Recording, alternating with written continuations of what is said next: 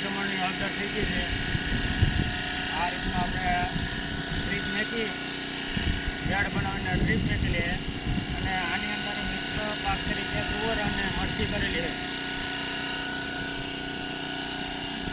આની અંદર આપણે 4 વર્ષથી આ 5મું વર્ષ છે આપણે ગાય આધારિત ખેતી કરી।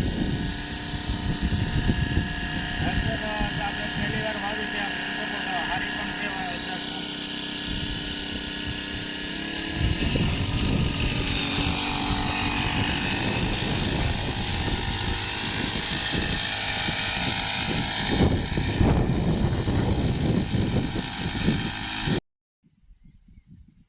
તો આપણે આ ખેતી ગાય આધારિત કરીએ એના માટે આપણે અળસિયા પહેલા મહત્વના છે। આપ જોઈ શકો છો અળસિયા લાગડ અળસિયા પણ થઈ ગયા છે।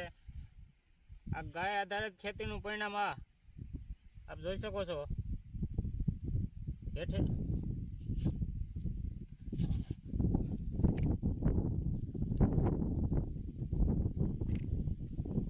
તો આપ લાગડ અળસિયા પણ થઈ ગયા છે। આપણે આ 5મું વર્ષ છે ગાય આધારિત ખેતીની। આ લાઈવ તમને વિડીયો બતાવીએ આપણે।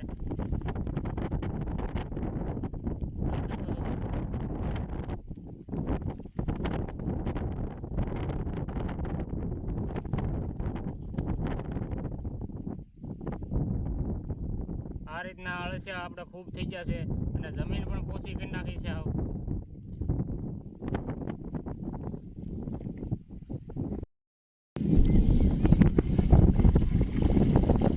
આપણે આ ગૌ કૂપા જીવામૃત બનાવેલું છે।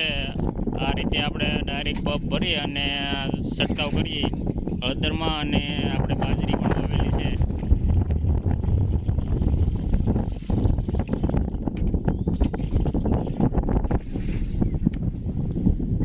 અને આ જીવામૃત બનાવવામાં 2 લીટર ગાયની છાશ 200 લીટરનો બેરલ લેવાનો અને 2 લીટર ગાયની છાશ અને 2 કિલો ગોળ।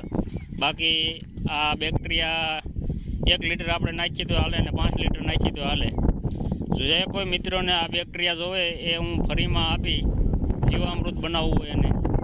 નમસ્કાર, જય ગૌ માતા। વિડીયો ગમે તો લાઈક શેર અને સબસ્ક્રાઈબ કરવાનું ભૂલતા નહીં।